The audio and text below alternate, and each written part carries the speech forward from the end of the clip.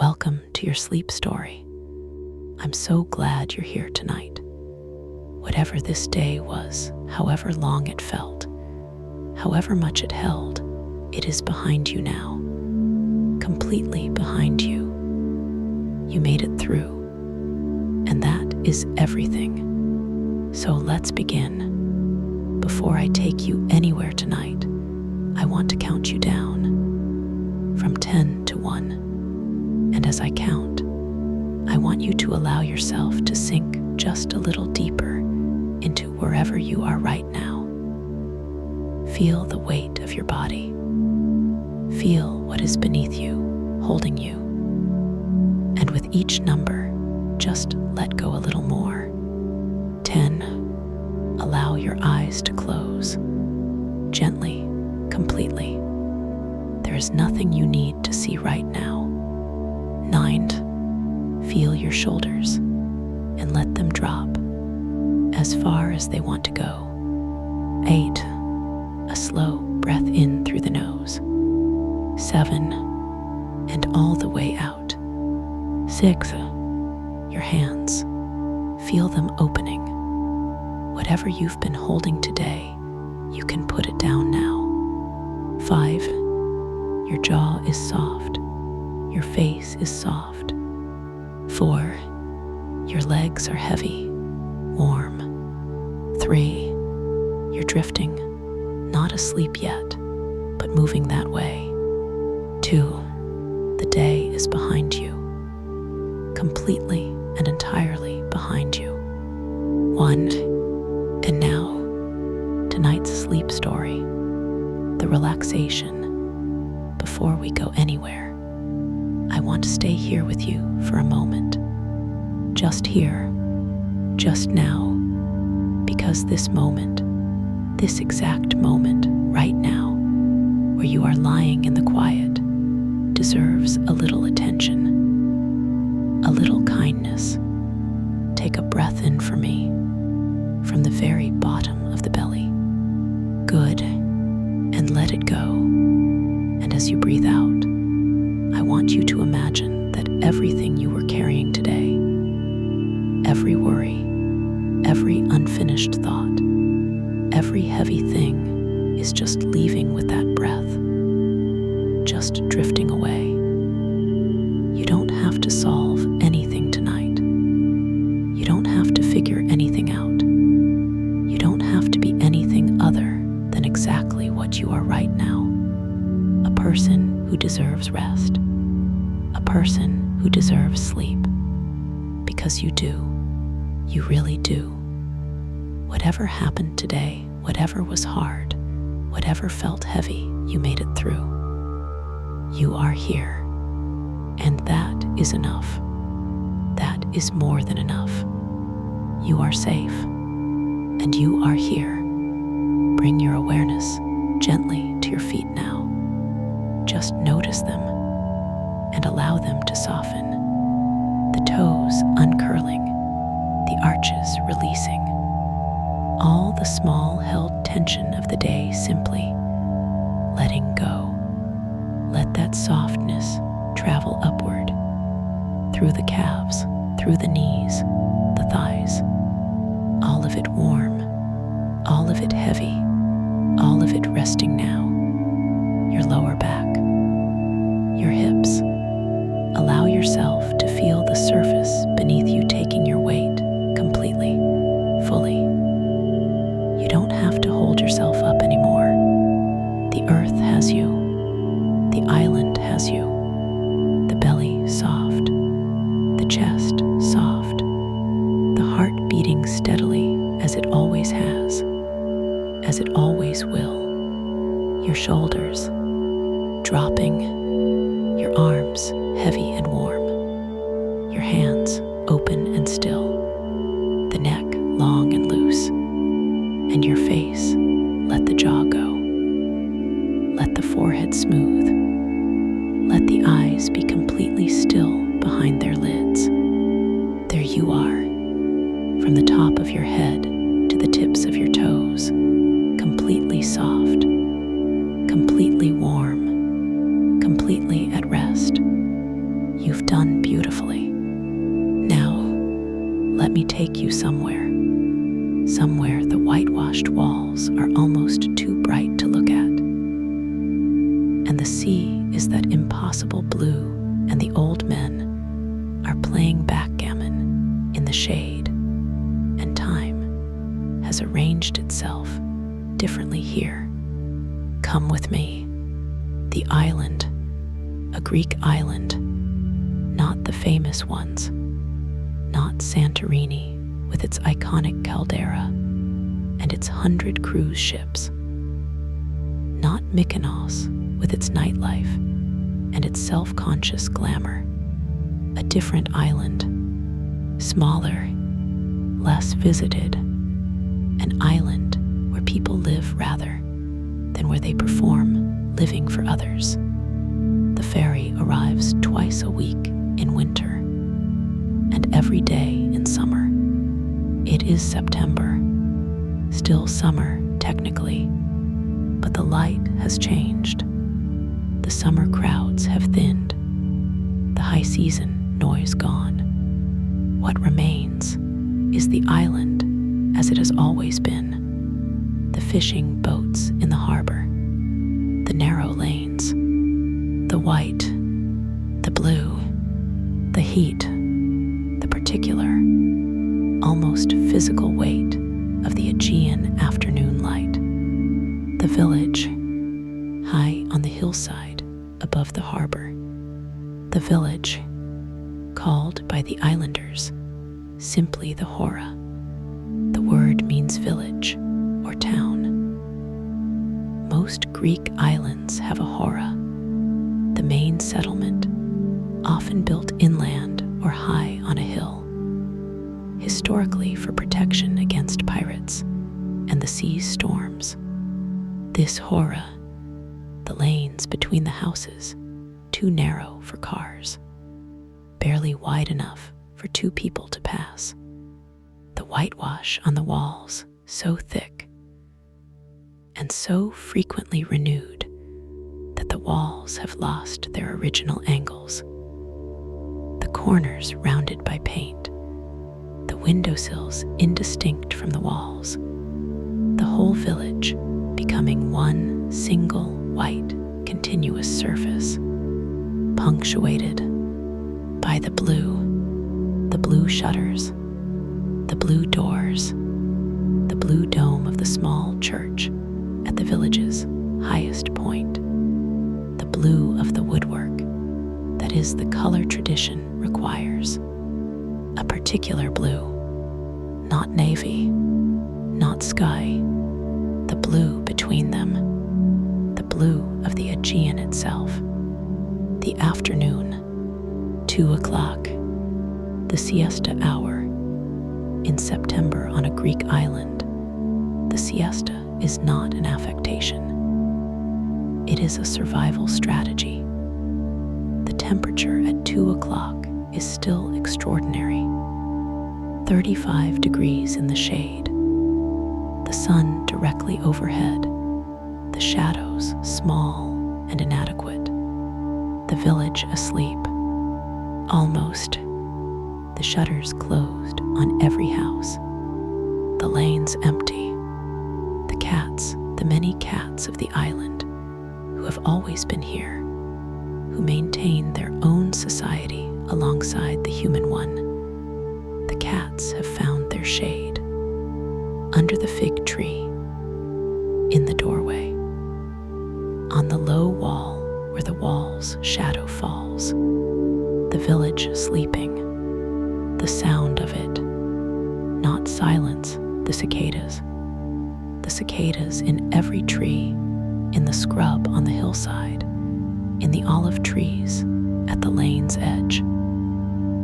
Their sound, the sound of heat, the temperature made audible, and from one doorway, the sound of a television, very low, a Greek afternoon program, the murmur of voices, the Kafeniawen, at the lane's junction, the Kafnan, the Greek village coffee house, not a cafe in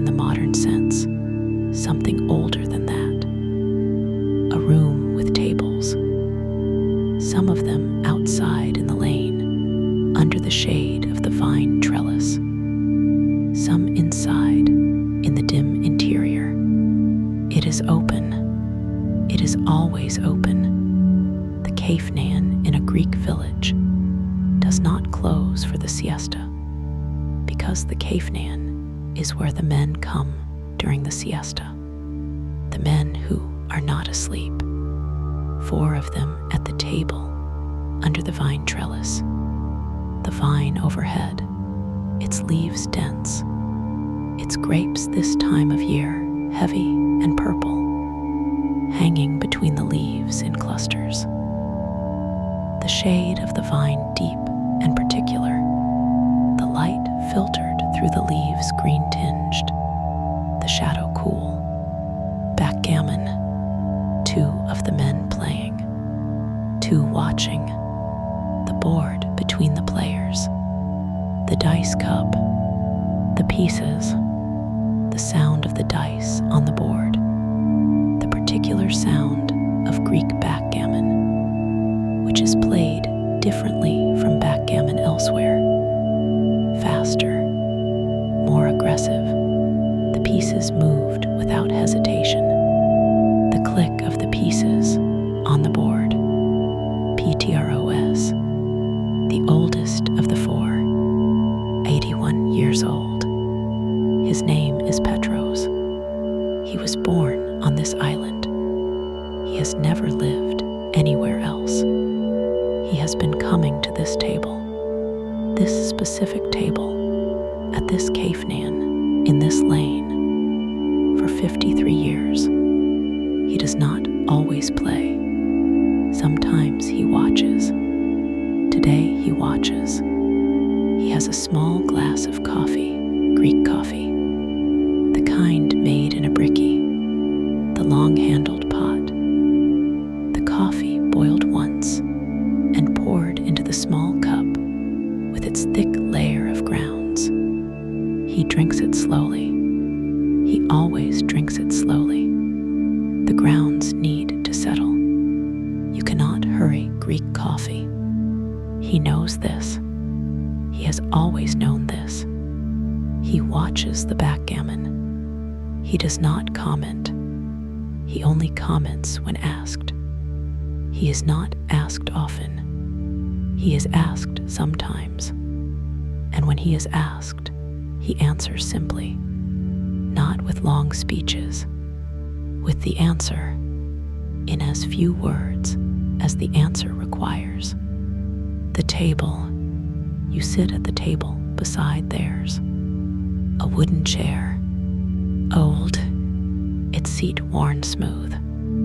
The table surface marked with rings from the coffee cups of years. The owner of the caveman, a woman, 60-something, her name Despina, her manner unhurried, brings you a glass of water without being asked. A glass of cold water on a Greek island in September. This is the first hospitality. Always the water cold and clean, and the glass sweating immediately in the warm air. You drink it, and then she asks, Elenikos, Greek coffee? Yes. She goes inside. The sound of the bricky on the small gas flame. You look at the vine above, the grapes, the light through the leaves, the backgammon players, Petros, the lane, the white walls, the blue shutters, the cats, the weight of the afternoon, the coffee, she brings it, the small cup, the Greek coffee dark, the surface of it covered with a thin layer of foam, the kaimaki, the foam that indicates the coffee was made with care, the foam that disappears if you boil the coffee too hard or too fast. You wait. You must wait. The grounds in the bottom of the cup need time. 4 minutes, perhaps 5. Petros watches you. He He does not say anything, but something in his expression, the very slight adjustment of it, tells you that he is nodding whether you know to wait. You wait. He returns to watching the backgammon. You drink the coffee. Not all of it. You leave the grounds. Petros notices this too. He says nothing, but something has been established. You know how to do this. You are welcome here. The heat of the afternoon. You have to understand it fully. Not the heat of a warm day. The heat of the Mediterranean in September is a different thing entirely from the heat of a warm day in a northern country. This heat has weight. You feel it as a physical pressure, not unpleasant once you submit to it. The error is resistance. The error is trying to move at your usual pace. The heat requires the siesta. The heat explains the siesta. The siesta is not laziness. The siesta is intelligence. The heat says, stop. The Greek island says, yes. And everything stops. The lanes empty. The shutters close. The cats find their shade. The old men sit under the vine. The caveman stays open because the old men need somewhere to sit. And you submit. You sit in the wooden chair. You drink the coffee slowly. You feel the heat. You stop resisting it. And the heat accepted, not fought, becomes something else. Something almost pleasant. The total permission to be still. The heat's gift. The sea, below the village. The harbor, below the harbor. The Aegean, from the lane, through a gap between two houses. The white walls framing it. You can see a strip of sea. The blue. There is no adequate preparation for the blue of the Aegean in September. It is not the blue of a photograph. Photographs do something to the color, normalize it, make it plausible. The actual blue is implausible. Too much itself, too saturated. The blue that demands its own word. The Greeks had one. Cap upsilon alpha nu omicron sigma, kaianos, from which comes our word cyan.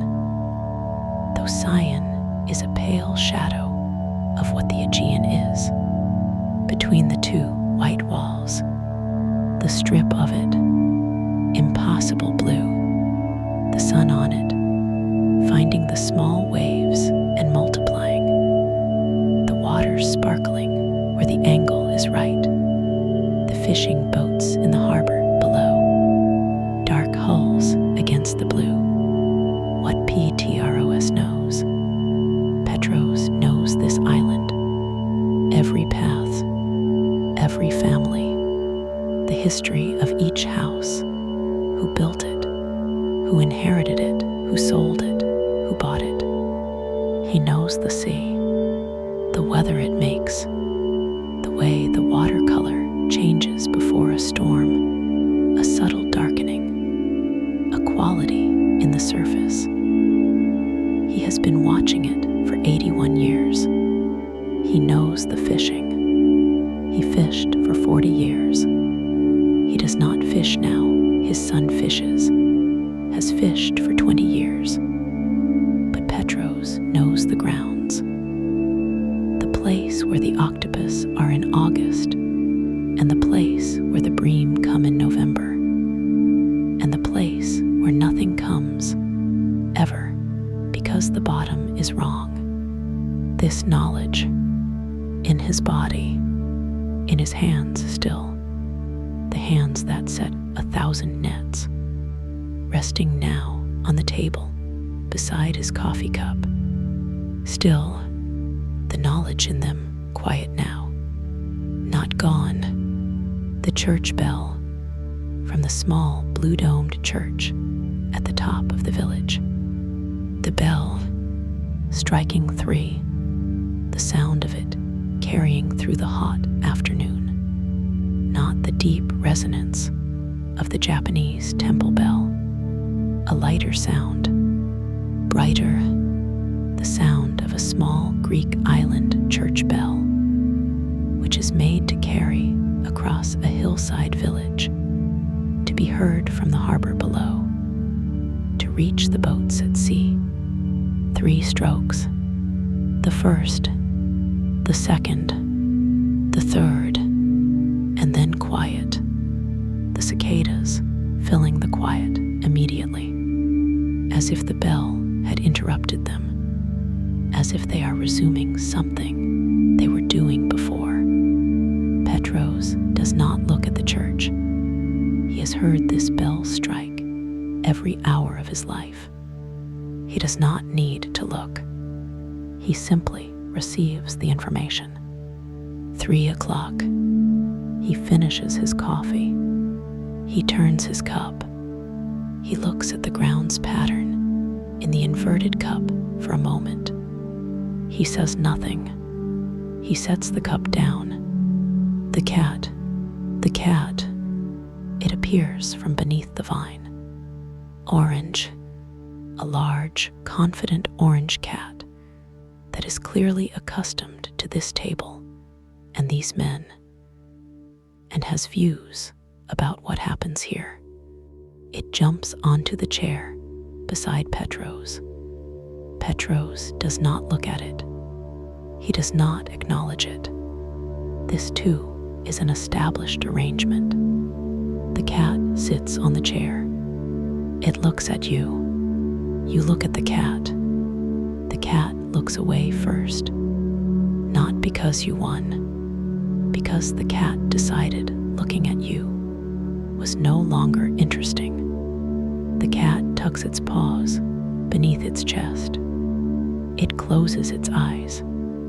It sleeps in the middle of the afternoon, in the warmth, the heat that the cat does not resist, the heat that the cat has known how to accept for its entire life. Simply, without discussion, the vine above the table, Vitis vinifera, the grapevine, this vine, or the vine that has been trained along this trellis and replaced and trained again over the decades, has been shading this table for a very long time. The grapes, dark purple now, ready in another week or two, the vendange, the harvest, the grapes cut, the juice pressed, the wine fermenting. But now they hang, heavy, the clusters of them visible above the table, the light through the leaves finding them, the color of a grape in light, translucent, the light coming through the skin of the grape and illuminating the interior, each grape a small lamp. You could reach up and touch one, the slight give of it, the warmth of it, the grape that has been ripening in the Aegean sun all summer, warmed, ready. You do not pick it. It is not yours to pick, but you look at it, and the looking is enough. The whitewash, the walls around you, the whitewash, Greek island whitewash, is not ordinary paint. It is lime wash, calcium hydroxide, the same material that has been whitening Mediterranean buildings since antiquity. Applied with a large brush, renewed every year before Easter. The tradition of the renewal itself, the women of the village whitewash whitewashing their walls and their lanes, and even the stones of the path, older than anyone can say. The whitewash does something to the light. It does not simply reflect light. It scatters it. The surface of lime wash is microscopically rough, the calcium crystals creating a texture that scatters the light in all directions rather than reflecting it from a single angle. The result, the wall glows, not like a mirror, like something that has absorbed the sun and is giving it back from every angle, from inside the reflected light. You are inside the reflected light, surrounded by it, the whitewash giving back everything the sun has given it, all day, and then at evening, the walls still warm with it, still giving, growing still. The coffee is finished. The cat is asleep. Petros is still at his table. The backgammon has ended. One of the players has gone in. The other is talking now. Not animatedly. The afternoon talk of two men who have talked every afternoon for 40 years. Low, unhurried, the drone of it, and the heat, the cicadas, the vine, the grapes, the blue strip of sea between the white walls. If thoughts are arriving, and they probably are, because that is what minds do, they are not staying long. The heat takes them. The heat of the Aegean afternoon does not support the sustained thought. The thought comes. The heat dissolves it. You don't need to hold any of them. Just the chair, just the vine, just the heat pressing down, just the impossible blue between the walls, just Petros, 53 years at this table, still here. Peace lives in this lane, in the whitewash and the vine and the coffee grounds and the cats and Petros. 81 years of knowing this island. Tonight it is yours. Good night. You are doing so beautifully. The day is done. You came to the Hora in the afternoon. You sat under the vine at the Caphnaean. You drank the Greek coffee and waited for the grounds. You watched Petros watch the backgammon. The church bell struck 3. The orange cat arrived and decided you were not interesting. The grapes hung above you. The island received you, as Greek islands receive people who come to them in the right spirit, not performing leisure, but actually resting, not photographing the beauty, but sitting inside it. Carry it with you on the relentless days, the days when stopping feels impossible and the pace will not slow. Remember the heat. Remember that the heat required the siesta, that the stopping was not weakness, that the afternoon emptied of urgency is not time wasted. Remember Petros, 81 years, still at this table, still watching, still knowing everything about his island, still here.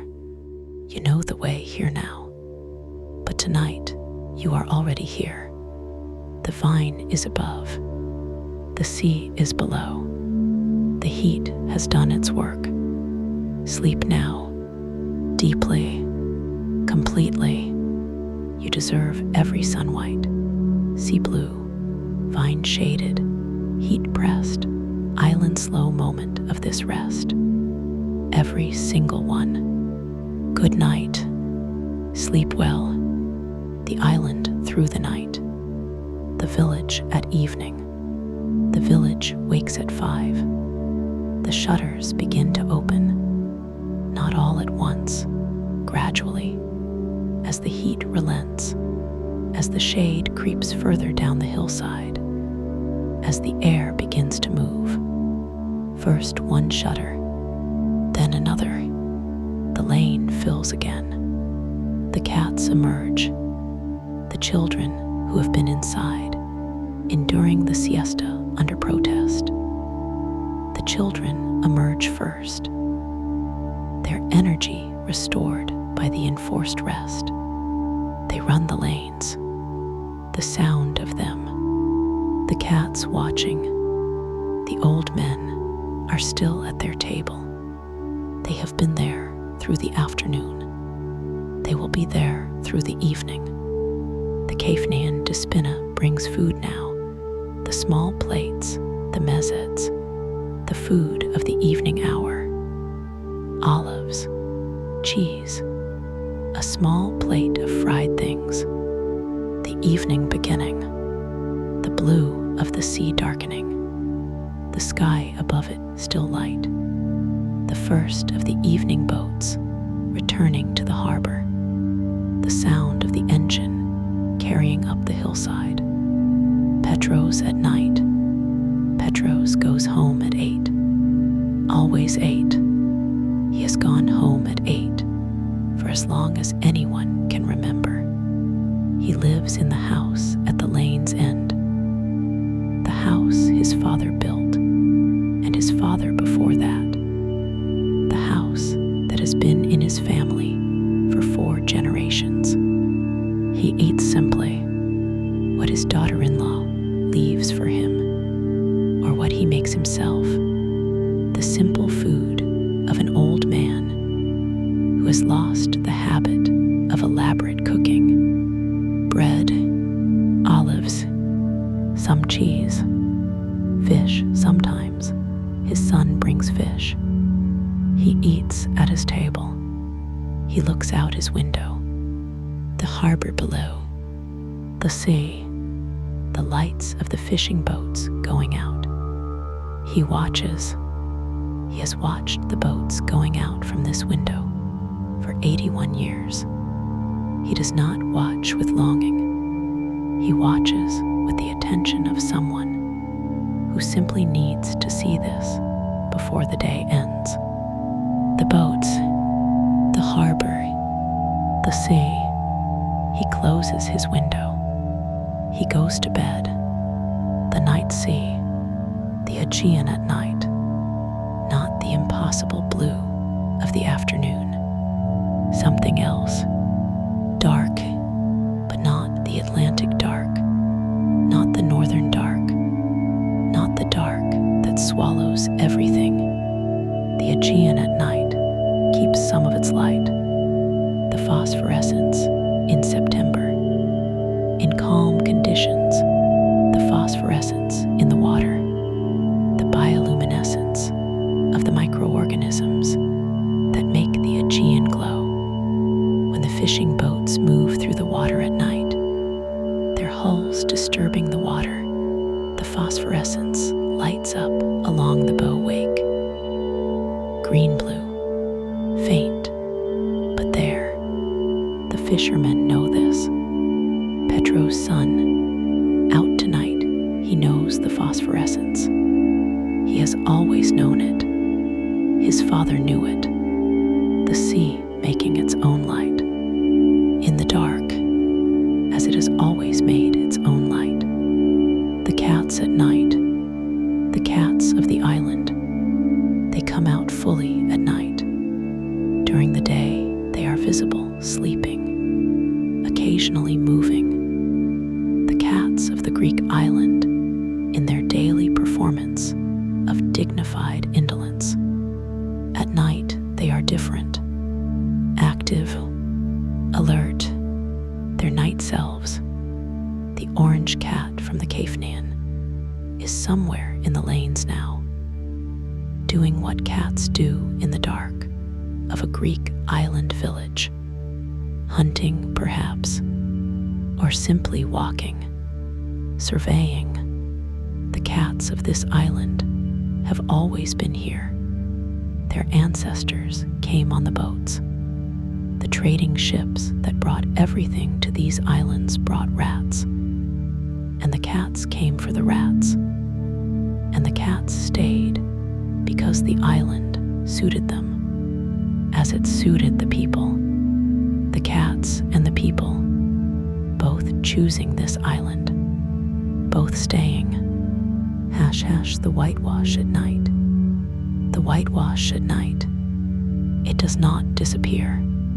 The walls in the moonlight, or in the starlight, or simply in the ambient light of a warm September night. The walls of the village are still white, still giving back the light, the glow of them. The village white in the dark, white against the dark sea, white against the dark hill. The village announcing itself, even in the dark, even at this hour, still here, still white, still scattering whatever light finds it. The morning, the island in the early morning, before the heat, the brief, extraordinary window from 6 until 9, perhaps, when the light is beautiful and the temperature is gentle and the air moves and the island is its best self. The fishermen come in, their boats returning, Petro's son among them, the fish laid out, the harbor smelling of the night's catch, the early people at the harbor, buying, selecting, the morning commerce that the evening meal depends on.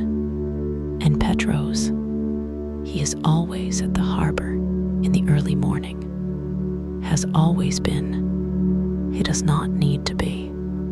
His fishing days are long over, but the harbor in the early morning, the boats returning, the fish, the smell of the sea, this is where the day begins for him, has always begun. He stands, he watches, his hands in his pockets.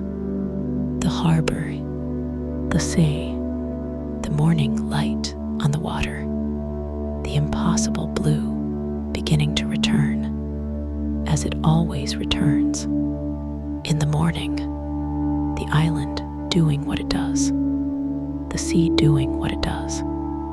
Petro's still here, watching as he will tomorrow and the day after, for as long as he can stand at this harbor and watch the boats come in, and you are asleep, the room cool in the early morning, the stone of the walls having released the day's heat through the night, the shutters closed against the morning light, the sound of the harbor below, the boats, the gulls, and you will sleep a little longer.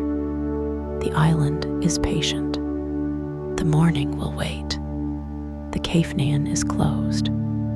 Despina has gone home. The backgammon board is put away. The vine is dark above the table. The grapes are cool. Petro's is asleep. The orange cat is in the lanes. The fishing boats are at sea. The phosphorescence is in the water. The whitewash is still white. The sea is dark. The stars are above. The cicadas are quiet. They stop at midnight. The island is still, and you are sleeping deeply, completely, peacefully, in the Hora, on the Greek island, in September, the heat done, the sea close, the whitewash giving back its light.